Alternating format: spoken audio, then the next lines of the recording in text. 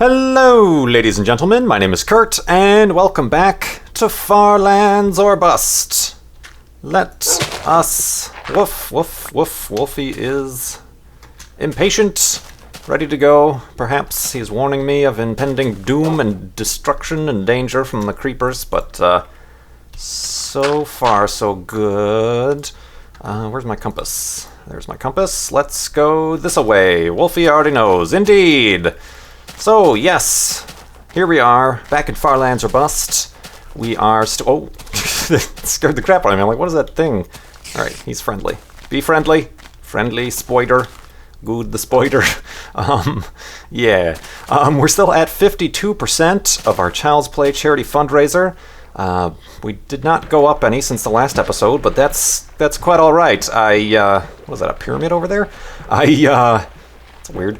I fully appreciate the past few days where we jumped up from less than 40% all the way up to 52%, so that's crazy and amazing. I really appreciate it. Right now, to give a specific update, we're at $15,472.01. So you can keep going to farlandsorbust.com using the chip-in widget on the home page to contribute. So yes, we are here indeed, continuing on, and this, as I mentioned in the last episode, is going to be the last Far Lands or Bust episode ever. No, for the week, because I am for the week because I'm heading out on a vacation and a trip to get a better view of the transit of Venus, going out to Arizona. So I'm going to be away from the computer. There are, however, going to be videos popping up on my channel Monday, Wednesday, and Friday. And for those of you who know what that means, you know what that means. So I'll let you figure that out for yourself if you don't. But yeah, heading out. It's time to start freaking out about my travel plans, as I generally do. I'm like, I don't know if any of you watch Modern Family, but there was the episode where they go to Hawaii, and the wife and her brother, the guy, are like, everybody else is relaxed about traveling, and everything will be fine, blah, blah, blah, but they're the ones freaking out and gotta pack, gotta get this, gotta get out of the house at this specific time, gotta get to the airport at this specific time, can't miss the plane, blah, blah, blah. I'm like those people. I can't really, I do have a boat. I can't really relax until I am at my destination. Everything with the rental car and the hotels checks out fine, and then I can start to relax. But up until then, I'm like, what am I forgetting? I swear I should be packing more than this, or packing less than this, or what about the weather? What if it rains and we get a delay, and blah, blah, blah, blah, blah, blah, blah. So anxiety is fun, I'll give you that much, but yeah. Starting doing that, got a nice week ahead of me in the Arizona sunshine and heat, and that's the thing. I mean, I've been to Arizona a few times. I really do enjoy it thoroughly.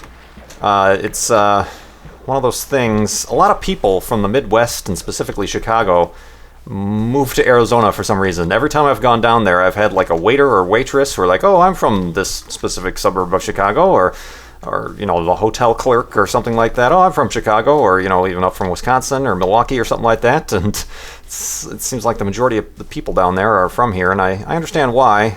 You've had one too many Chicago winters, or you're just kind of sick of the flat boringness and cornfields and stuff like that. So I do enjoy Arizona. I have considered it as a future abode for KurtJMac. But I have yet to experience the summers there. So it's like 111, 117 degrees right there now there. So I'm going to see how I fare. I've only been kind of during the winter or spring in January and April. And even then it's 90 degrees, but it's a nice 90 degrees. It's not humid like it gets here in Chicago. So I'm going to experience the full wrath of the southwest heat during the summer. So looking forward to it. I think I'll be alright in it. I won't melt. Hello, squids! Swimming with the squids. Oh, some nice terrain coming up here. But yeah, I really do like the landscape and everything like that. Here in Chicago, being so flat in the Midwest and uninteresting geologically, it seems that the largest structures, as we come up to this nice mountain range, the largest things on the horizon are all buildings and man-made things, and it kind of, well, yay, you know, the Sears Tower and things like that are amazing feats of engineering. It's nice to be a little bit more, I guess it kind of makes you sometimes a little bit more humble to be surrounded by mountains or canyons, and, you know, you kind of realize, you know, there are bigger things out there than us puny humans. So, and you know, I'm the astronomy guy. I enjoy being dwarfed by the universe. So, I don't know, a little bit of that, a little bit of this. So, looking forward to it. And speaking of which, the Transit of Venus. Just a little bit earlier today, I uploaded my Transit of Venus primer video. I recorded that in Space Engine and Stellarium. Let's go this way. Space Engine and Stellarium, talking about the Transit of Venus. Pretty much everything you might want to know. Trying to give you the local times if you're planning on trying to see it. Pumpkins. And giving you kind of a preview of what the disk of Venus will look like traveling across the disk of the sun. So go ahead and check that out if you haven't already. With those videos, I have so much information I want to get through that I feel like I'm speed talking. I'm like this, and this. So I hope it's zombies, at least comprehensible. It just sounds like one zombie. I don't think it's a spawner. Wolfie agrees. Oh, he preemptively agrees. What was I saying? Totally forgot. Totally forgot. Oh, the videos. Yeah, so yeah, I feel like I try to get through a lot of information in those videos, and hopefully it came across as coherent. So let me know what you think in the comments of that video. And oh, derp, check me out. I've the F5 thing doesn't work in 1.7.3, but I've swapped for this day my 3D glasses to solar eclipse glasses. Look a little weird, but yes, I'm wearing my solar eclipse glasses. Wolfie still has his 3D glasses on because he's a dog and he doesn't really care much about the universe and Venus. But yeah, I'm sporting the solar eclipse glasses today on Far Lands or Bust. I just had to do that. It's basically just changing the color of the solar or the 3D glasses to black, and then I kind of put a little a dark tinted frame or glass, not glass, but you know, film over the eyes, so we can look at the sun. Bzzz. Indeed. Woof. So yeah, look forward to that on June 5th and or 6th, depending on where you're located on the globe. And I have all the information and a map to check if you're going to be able to view the transit of Venus. And yes, I understand not everybody's into astronomy, and maybe you're not going to get up at 5 a.m. if you're in Europe to see it. So I respect your not wanting to view such a historic event, but I myself am going to great lengths to enjoy this last-in-a-lifetime celestial occurrence. Indeed. And I also do appreciate everybody seems to be excited that I've acquired the Humble Indie Bundle, and there are going to be some new games when I return for the Let's Playing of. And I got some questions. I know I mentioned before I wanted to play. I was a fan of the Max Payne series, and I've been wanting to play Max Payne 3. Just came out for the PC, and I have yet to do so. I haven't even bought the game. I did watch. I haven't like spoiled the story for myself or anything, but I have watched a few other Let's Plays. I think I just saw that Anderzel has started doing a Max Payne 3 Let's Play series, and it's a pretty harsh game. I expected it to be, but it seems a little bit bloodier and a little bit more, being as Rockstar took over, a little bit, I don't know, I don't know if it fits my channel anymore, to be honest with you. I'm interested in playing it, if not just for myself, but it's, you know, of the videos I've watched, there's a lot of blood and guts and some nudity, which didn't have in the previous Max Payne games. Ooh, dangerous. Ooh. Made it. It's like a mini ravine. You know, when there's people dropping the N-word and stuff like this, I don't know if that that mishmashes with my channel.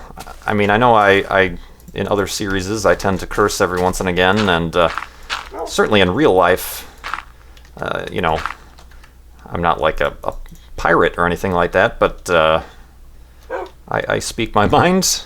Oop, Wolfie, oh, there he is. He like teleported 2 inches. All right, yeah, let's continue this discussion in the morning.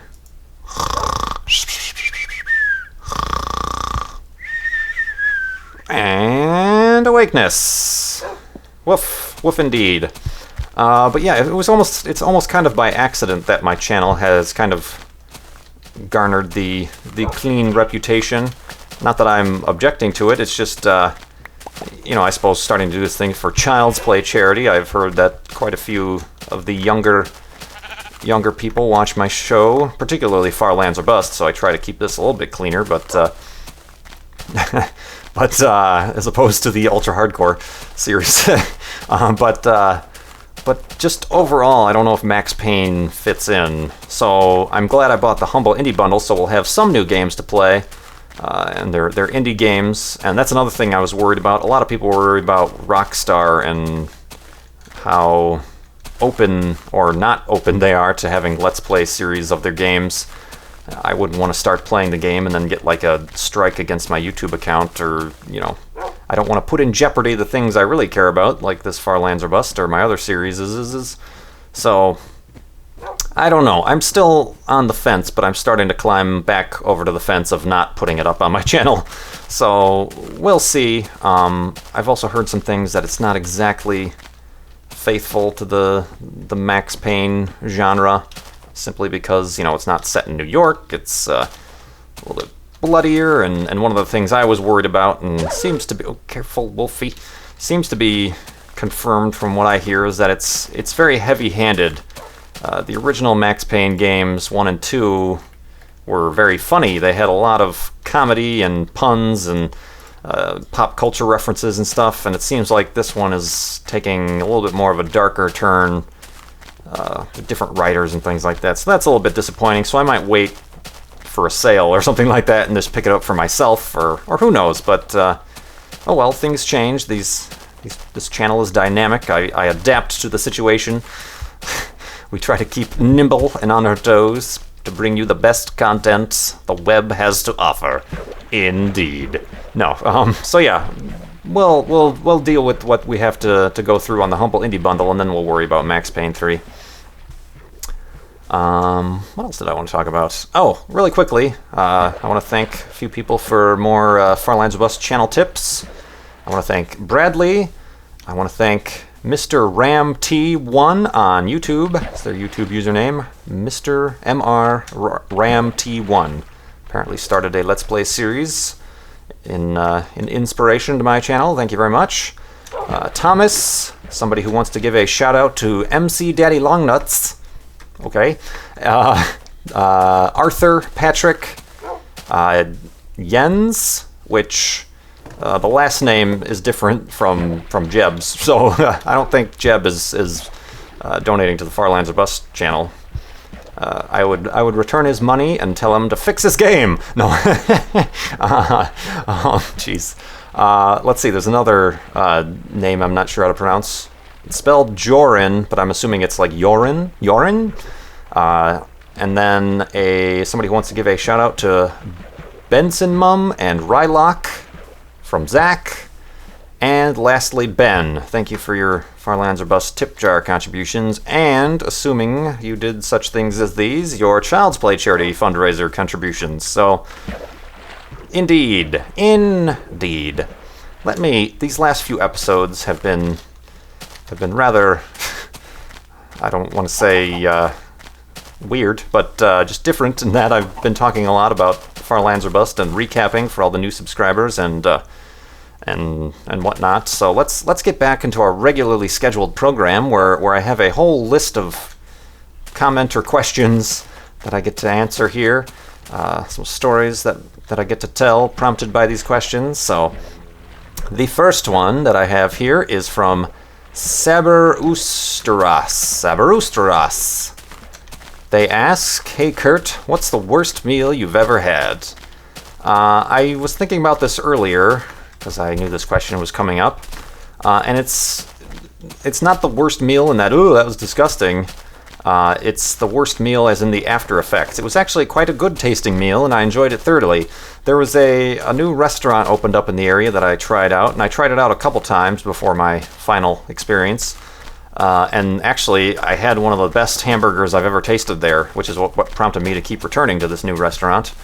But there was one time I got like a turkey sandwich, avocado doohickey thingamabob. Tasted great, no problem. But got quite the bout of food poisoning from it. Quite the most extreme bout of food poisoning that I have yet to see the likes of again, and hope never to see the likes of again. And it was like delayed too. Usually if something upsets my stomach after I eat it, it's pretty much instant. You know, in 20 minutes I'm like, whoop, gotta go. So this was quite the delay. It was like over a day between the time I had the meal and the time I got sick. And you might be wondering, how do you know I got sick? Well, because I shared the meal with somebody and they got sick as well, but not as sick as me. So I've pretty much, ooh, this is weird. I've pretty much, this would make a nice pre-made house. Just put a roof on it and you've got yourself a Yogg's cave. But yeah, I got really sick overnight. Everything, I'll spare you the details, but everything happened. I'm pretty sure I hacked up a lung as well at some point, but yeah, my body was pretty much like, I'm going to get rid of everything in your body, including your bones. I'm going to liquefy and they're going to come out of your mouth. But it was absolutely the worst. And then the next day, and I've never had this happen before, but I guess I was so dehydrated, I couldn't even keep, like, I was trying to chew ice chips. I couldn't even keep that stuff down. I was so dehydrated that my legs hurt. And I don't know, this is an actual thing that happens when you're sick and dehydrated. I guess your body starts, like, consuming itself, and since you're lying there in bed, your body's like, well, you don't need these legs, so I'm just going to start consuming these. But, like, the worst pain ever, like, excruciating. I was ready to be like, just cut them off. This is, like, way too much in my delirious state. And I didn't eat for like 48 hours after I started getting sick, so I'm pretty sure I like lost 10 pounds just that weekend. But it was the worst. So yeah, that was the worst meal I ever ate. Not because it tasted bad or because, you know, it was gross or anything like that, or some sort of weird exotic food. It's just because it nearly killed me. I'm pretty sure I probably, in hindsight, should have gone to the hospital. At least to get like an IV or something so I wouldn't be so dehydrated. I don't know, there might have been a good 10-20% chance I could have died. But, haha, we get to laugh about it now. No, that's just, I was raised pretty stubborn about the health stuff. You know, I don't go to doctors if I get a cold or a flu or anything like that, and obviously, or if I'm on my deathbed, dehydrated and sick from some sort of rare salmonella poisoning or something. But yeah, probably should have done that. But yeah, that was an unpleasant experience, and I've never, like I said, I've never had it that bad, and it was just the weirdest thing.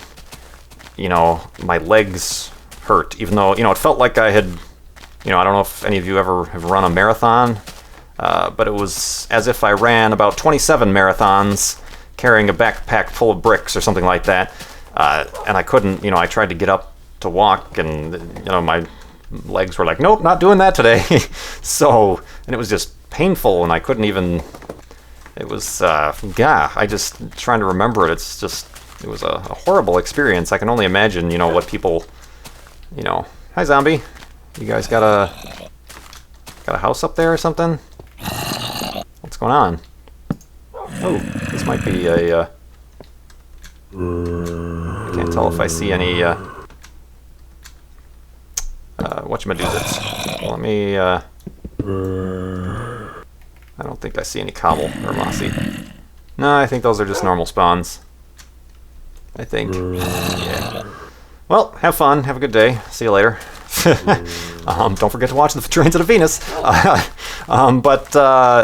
Yeah, that there answers that question in a long form story type of way. So yeah. Yeah. I don't know. I think the restaurant might still be open. I'm not sure. Who knows? But yeah. Thanks for that question. Sun's going down. I suppose since this is the last episode for about a week, I will turn this into another 3-day episode. But don't get used to it. This isn't going to be a trend. If that starts to happen, I might have to start thinking about putting, you know, like mid-roll commercials in or something like that, just because it starts to just get a little bit lengthy in the editing and rendering and uploading. But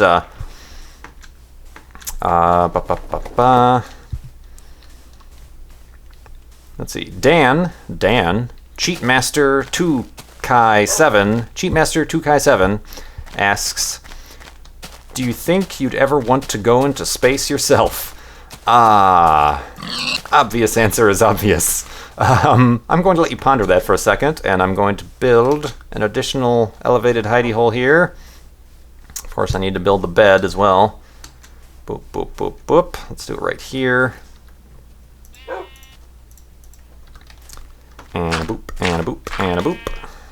Boop. Oh, didn't mean to do that. There we go. Quickly now. Danger, danger. Boop. Let's see. And boop, boop, boop, boop, boop, boop. Okay, got those. Might as well make a few more, I guess. I've got the inventory space. And the extra wool. Boop, boop. Look at all these beds. Let's do that. Let's break this guy and see if I can catch it. Good. Nope. Well, get that next time. Place down the beds and go to sleep.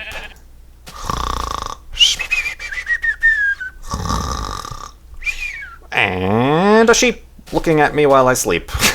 A sheep looking at me while I sleep. Boink. Speaking of sheep, let's grab some more wool. But yeah, to answer, that's gray wool. Oh well. To answer that question, would I myself ever want to go into space? Abso-freaking-lutely. I mean, I know there's some people who are into astronomy who maybe aren't that into space flight, who might not want to go into space themselves, or you know, maybe I know there's even some ex-astronauts who have, you know, retired from being astronauts because they kind of understand how dangerous it is, and they'd rather spend times with their families or stuff like that. So I can understand why people wouldn't want to go into space. But if NASA came knocking on my door with a clipboard and said, hey, we've got this spaceship that fits you specifically, you need to drop everything that you're doing, say goodbye to everybody you know, and forget, you know, everything and everything, because we want to send you to space. I'd be like, you know, before they could finish asking that question, I'd be like in the backseat of their car being like, come on guys, let's go, what are you waiting for? So I'd be like, screw you guys, I'm going to space. But yeah, I would like to go into space. No doubt about it.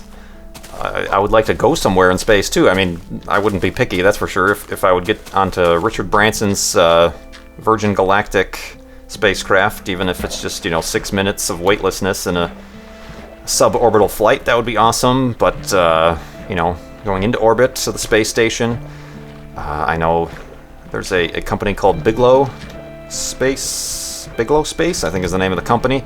They actually have technology, and they've launched a private space station that's actually uses inflatable modules, where, oh, what are you doing, Wolfie? Where you know, it's like a big balloon in space, but the tension, instead of using like the International Space Station, is a solid, you know, has a solid skin that keeps the pressure, the internal pressure, you know, right for humans to be in. This one is more inflatable, strong inflatable, but it's a similar thing. So they've actually recently set up a partnership with SpaceX that whenever Bigelow gets their space station up and running with actual modules, that SpaceX would be the one providing the transportation to and from the Bigelow space station, a private space station for either private science or private tourism. That would be cool. But It'd be awesome to go to the moon. Only 12 people.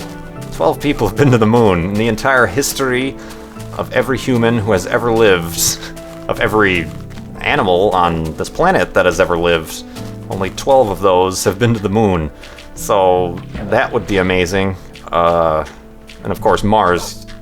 I'll count myself lucky if within my lifetime we see humans on Mars, which I really hope happens, obviously, but there's a lot of obstacles, both real and imagined and brought upon by only other humans. So yeah, Mars would be awesome. But and I said that before. When I was a kid, I was watching the landing of the Pathfinder mission on Mars with the Sojourner rover, and they were always, at that time, that was before, the Columbia disaster and such things as those. They were talking about, we'll have men on Mars by 2020 or something like that, and I'm like, hey, that's perfect timing for me. I'm going to be about mid to late 30s. That's the same age as the astronauts who went to the moon. I thought, maybe I should try to become an astronaut. That was my thinking then. Of course, obviously that has somewhat changed, but yeah, I would love to go to space. Obviously, there's plenty more people who are far more qualified and deserving. There's quite a few guys on people on Twitter, guys and gals on Twitter, who have gone through training, and they've done some of the mock Mars and moon missions that they have in the desert and in the tundra, and they're actually applying to be astronauts every time there's an astronauts candidate thing. So there's certainly people who are far more deserving and who have worked far harder and will probably one day end up, deservingly so, becoming astronauts. But yeah, I would like to go to space. That would be awesome. Totally. And it's kind of the thing, lately I've kind of come up with a fun little, I don't know about fun, but just kind of a mind trick. If there's anything... That was a wacky way to build two boats, Kurt. It was way out of order. I need more planks of wood, by the way. But it's kind of a thing where, say there's something that I want, or somewhere that I'd like to go, or something that I'd like to do that seems unlikely, or somebody I'd like to meet or be with, or something like that. I always compare it to, where I say, oh, that'll never happen, that sucks, or I'll never have that thing, that sucks. I always compare it to, well, it's more likely to happen than walking on the moon. So that's kind of a glass half full type of thing to look at a certain situation you may be in. So, of course, then, I get myself depressed because I'm never going to walk on the moon. But yeah, that's kind of a cool little trick you can play on your mind to make yourself feel better about your crappy life. No, just kidding. Life is awesome. But yeah, I want to go to space. Let's just... too long didn't read. Yes, Kurt wants to go to space. His other question was, Dan, Cheatmaster2KIAI7, is what has been your favorite moment on camera on my YouTube channel? It's hard to say. I just surpassed the 400 video marker. There's a lot of good episodes. Despite my reservations about showing my face, I did have a good time doing the 25,000 subscriber special where I built the Lego space shuttle. I think that turned out pretty well, or as good as I could have imagined it. Kind of inspired by the My Drunk Kitchen and the Quick Cut type of silly task building thing. That turned out really good. I like that one.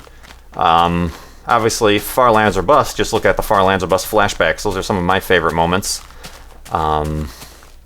Obviously, my proudest moment is all this money we've raised for Child's Play charity. Over $27,000. Canned response.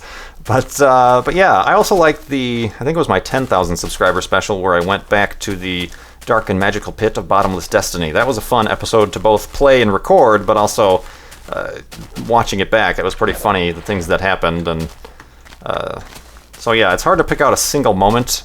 Obviously the third season of Ultra Hardcore really was surprising, the response I got from that, and it was a fun moment, but I think I had more fun editing that and having fun with the editing of that. I really enjoy, as a graphic designer, my favorite part of designing things was not, you know, the finished result and seeing what people think. It was actually working on and being like, ooh, this would be cool, and then seeing it come to pass right in front of me. So, like, same thing with video editing, I find, and audio editing. I had a lot of fun editing that moment with pause, and then the later episodes, and then with good there at the end. So, yeah, I can't really pick out a specific point. And I know there's some discussion on the Mindcrack Reddit. There's a few threads who are saying, what's your favorite, Mindcrack moment or moment with a Mindcrack member? So certainly you guys have your favorite moments. Go ahead and feel free to share in the comments below.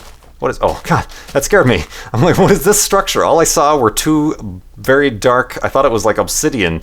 I'm like, oh Lord, I've come across some sort of forsaken land. No, just two trees. Just two birch trees. Not birch trees, evergreen trees. They were just a little bit out of place because they're surrounded by these lighter colored trees. It's almost like speaking of a Far Lands Bus flashback, it's almost like the monolith. Indeed. It's the world's tiniest snow biome. And a snow biome island. You know what I have to say to that? I will get rid of your snow, and I will not be able to pick it up. Alright, target.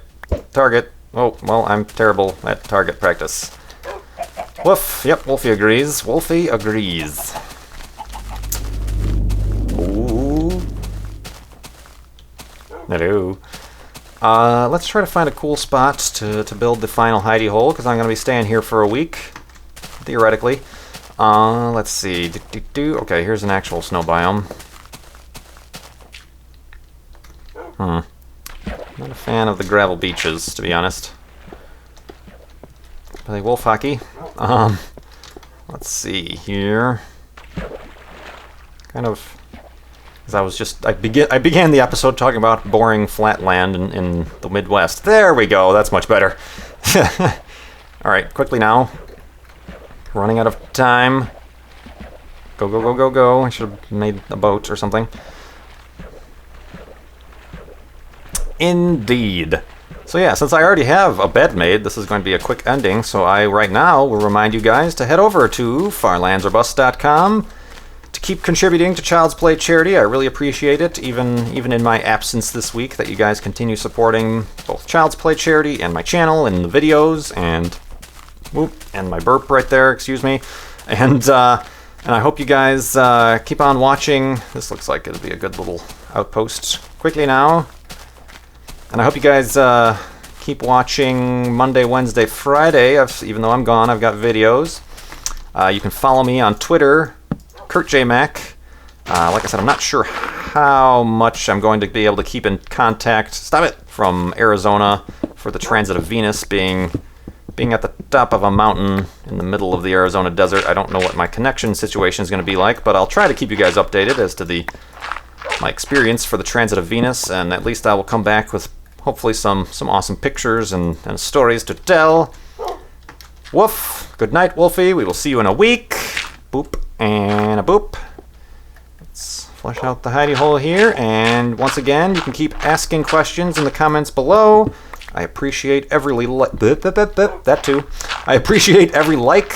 That helps out the channel's visibility, and also it lets me know that you guys are enjoying my content. And subscribe if you're not already subscribed, and we will continue to travel to the far lands together. Indeed. So yeah, until next week, thanks so much for watching. My name is Kurt. I will see you next time.